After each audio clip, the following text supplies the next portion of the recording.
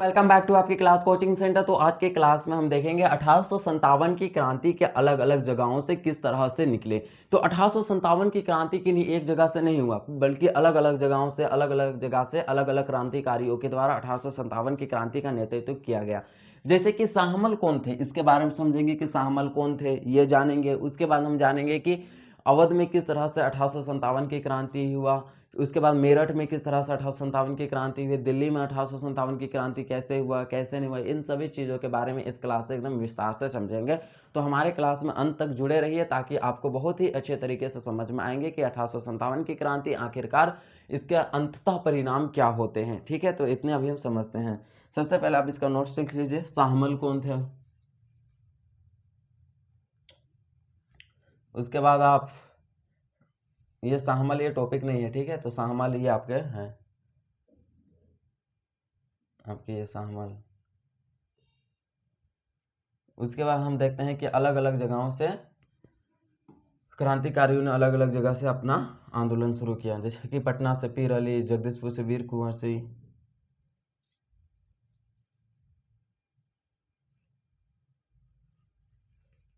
ये आप देख लें। मेरठ में विद्रोह, इसके बाद हम देखेंगे। सबसे पहले मेरठ में विद्रोह,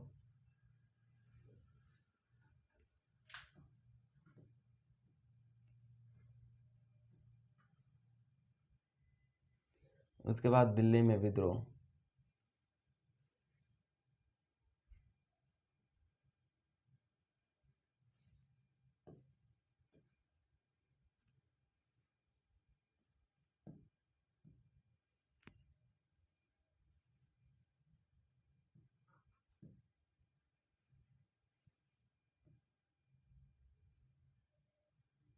तो चलिए इतने देखेंगे कि अलग अलग जगहों से अलग अलग नेताओं ने अलग अलग क्रांतिकारी की शुरुआत की। ठीक है,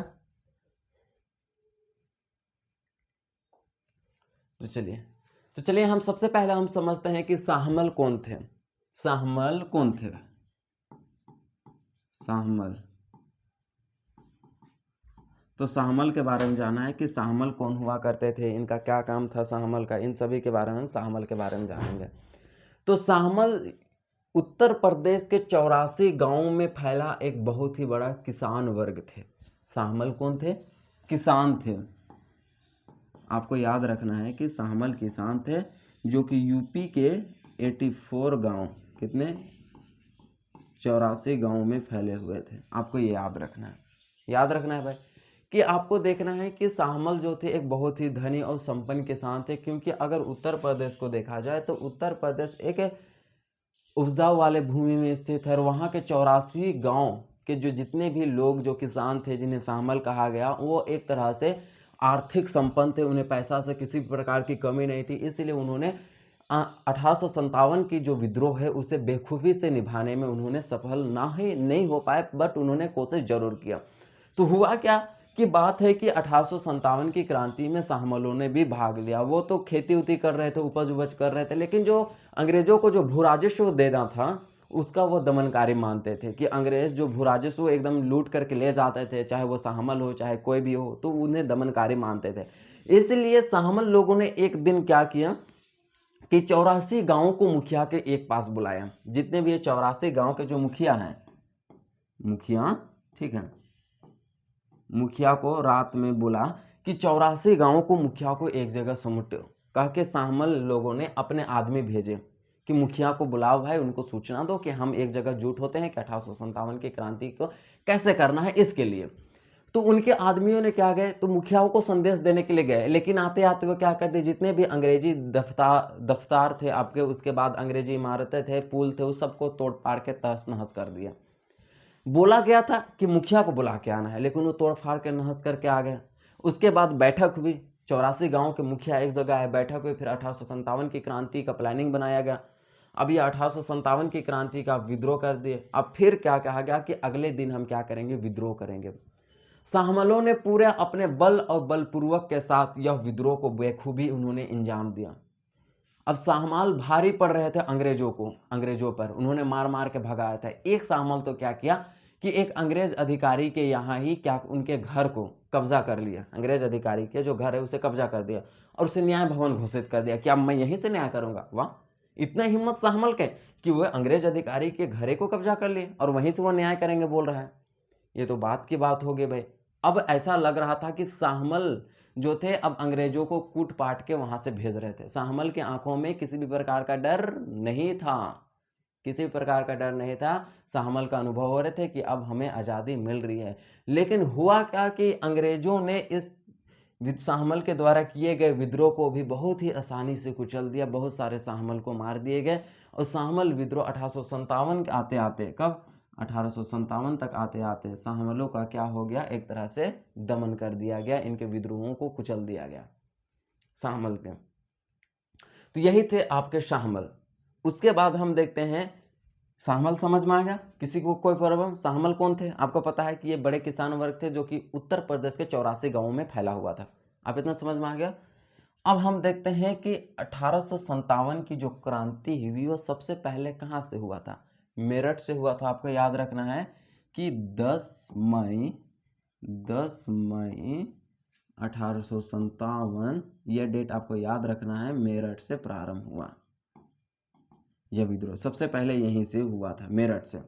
बात यह है कि यह विद्रोह होने वाला था 31 मई को, 31 मई को होने वाला था, लेकिन यह विद्रोह समय से पहले हो गया। लेकिन यह विद्रोह कब हो गया? 10 मई को ही। ऐसा क्यों हुआ कि अंग्रेजों ने 85 सैनिकों को गिरफ्तार कर लिया था, कि हमारे भारतीय सैनिकों में 85 सैनिकों को गिरफ्तार कर लिया था अंग्रेजों ने। इससे क्या हुए कि बाकी जो बचे सैनिक थे उन पर लोग लांछन लगा रहे थे कि आप किसी भी काम के नहीं, वो अपने भाई बंधुओं को आप जेल में कैसे देख सकते हैं? बच्चा, पुरुष, महिलाएं सभी ने बाकी बचे सैनिकों पर क्या लगाने लगे? उन पर इंजाम लगाने लगे, उनको धिक्कार है तुम्हारे जीवन पर, ऐसा कहने लगे। अब हमारे देश के जो सैनिक में किसी भी प्रकार का धैर्य नहीं है, वो बहुत ही गुस्सा हो गए, गुस्सा होने लगे और उन्होंने 9 मई के रात को, कब? रात को एक सभा बुलाई। क्या बुलाई? सभा, यानी कि मीटिंग, ठीक है, सभा बुलाएं। अब इस सभा में तैयारी किया गया कि अगले दिन 10 मई को किस तरह से हम क्या क्या प्लानिंग करें कि कैसे हम अंग्रेजों को मौत के घाट उतार दे। 10 मई को किस तरह से, कहां से, कैसे विद्रोह का प्रारंभ करें।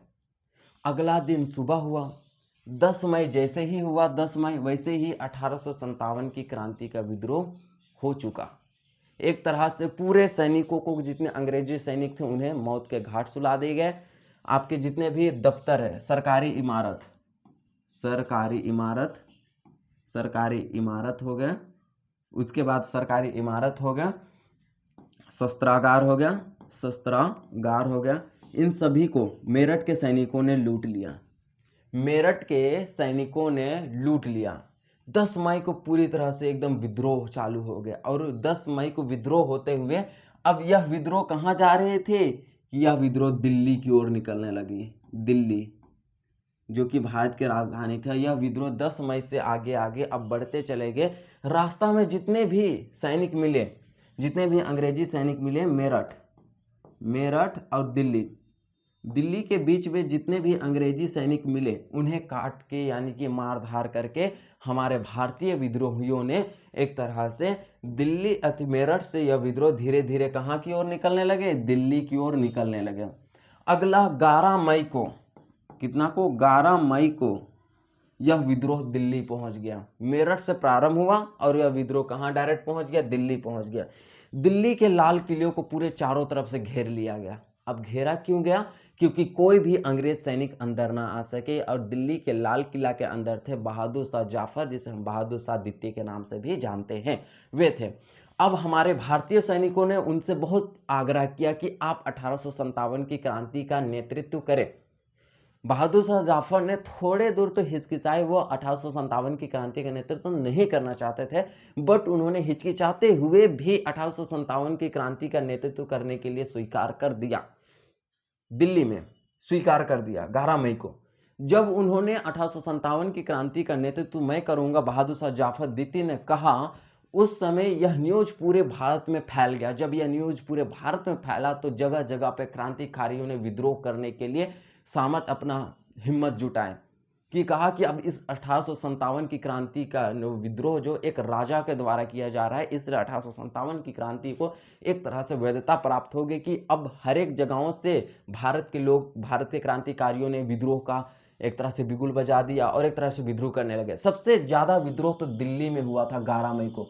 11 मई में दिल्ली में जितने भी अंग्रेजी सैनिक थे उन्हें काट दिया गया, मार दिया गया। अब दिल्ली अंग्रेजों से बाहर निकल गया, अंग्रेजों के हाथों से बाहर निकल गया था। दिल्ली में पूर्ण रूप से बहादुर शाह द्वितीय और मेरठ से जो सैनिक गए थे विद्रोह करते हुए उनका अधिकार हो गया, उनका अधिकार हो गया। उसी समय 1857 के, आपको पूछा जाएगा 1857 के जो गवर्नर कौन थे? लॉर्ड कैनिंग, अंतिम गवर्नर थे Lord Canning. Lord Canning, Lord Canning, Lord Canning ने एक पत्र लिखा, किसे? दिल्ली के विद्रोह और बहादुर शाह द्वितीय को, कि आप इस विद्रोह को दबा दें, आप इस विद्रोह को खत्म करें, हम आपके सैनिकों को किसी प्रकार के क्षति नहीं पहुंचाएंगे।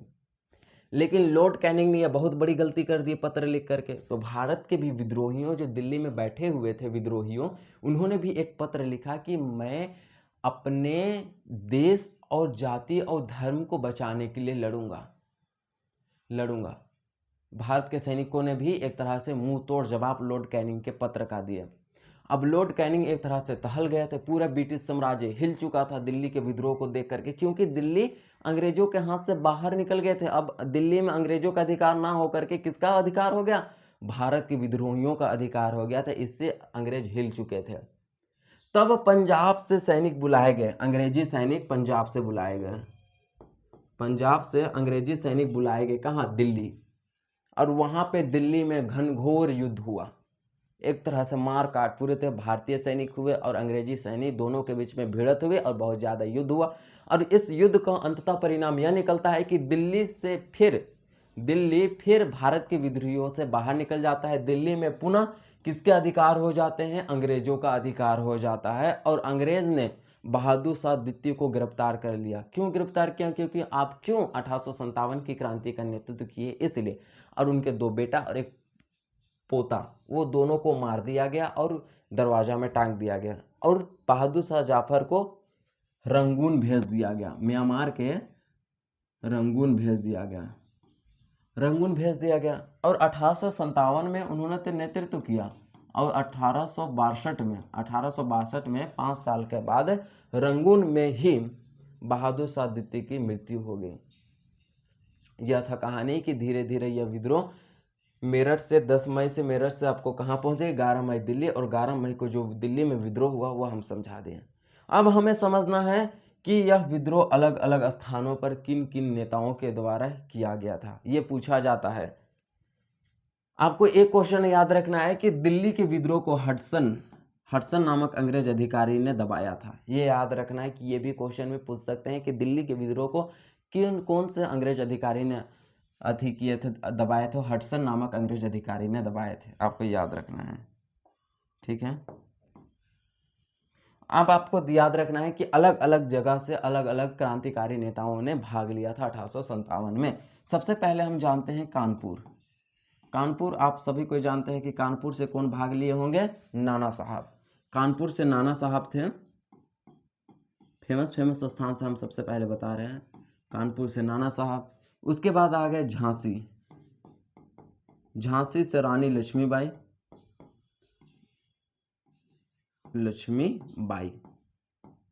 रानी लक्ष्मीबाई। ये 2 जगह हो गया, कानपुर हो गया। उसके बाद लखनऊ और अवध, लखनऊ प्लस अवध, ये दोनों जगह से मात्र एक मुस्लिम महिला ने नेतृत्व किया था लखनऊ और अवध से, बेगम हजरत महल। ये पूछा जाता है, बेगम हजरत महल, इनके द्वारा लखनऊ और अवध से नेतृत्व किए थे। उसके बाद आपको जानना है इसे वीर कुंवर सिंह, पटना से जगदीशपुर से वीर कुंवर सिंह, जगदीशपुर से आपके हो गए वीर कुंवर सिंह।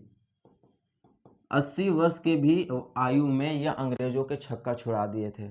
उसके बाद आपको याद रखना है पटना से पीर अली आपको याद रखना है, ये भी क्वेश्चन में पूछा जाता है। ठीक है, पटना से पीर अली। और एक है इलाहाबाद से लियाकत अली। कानपुर से और एक याद रखिएगा, कानपुर इसके सहयोगी थे तात्या टोपे। ठीक है, ये भी आपको याद रखना है कि नाना साहब के सहयोगी थे तात्या टोपे। तो इन स्थानों से इन्होंने आपको याद रखना है। तो किन स्थानों से किनका हुआ? सबसे फेमस किसके पूछे जाते हैं? लक्ष्मीबाई के पूछे जाते हैं, नाना साहब के पूछे जाते हैं कि नाना साहब ने किस स्थान पर विद्रोह किया। उसके बाद ये सबसे फेमस क्वेश्चन है बेगम हजरत महल, क्योंकि ये एक ही महिलाएं थे लेकिन वे 2 स्थानों से 1857 की क्रांति का नेतृत्व किया था, एक लखनऊ और अवध से। लखनऊ को ही पहले अवध के नाम से, अब वर्तमान में अवध के नाम से पहले जाना जाता था, लेकिन वो अलग अलग जगहें थे, क्योंकि बेगम हजरत महल बंगाल के थे। ठीक है, यही थे आपके अलग अलग जगहों के। तो यह था आपका कि मेरठ में सबसे पहले विद्रोह कैसे हुआ, दिल्ली में कैसे हुआ, शाहमल कौन थे और कहाँ कहाँ से क्रांतिकारी नेताओं ने इस विद्रोह में भाग लिए, इस सभी चीज़ के बारे में डिटेल से समझ लिए। आगे की क्लास में हम समझेंगे कि झांसी के विद्रोह कैसे हुए, झांसी में विद्रोह कैसा हुआ, कानपुर में विद्रोह कैसे हुआ, इन सभी के बारे में भी डिटेल से समझेंगे। तो नेक्स्ट क्लास में फिर मिलते हैं। धन्यवाद।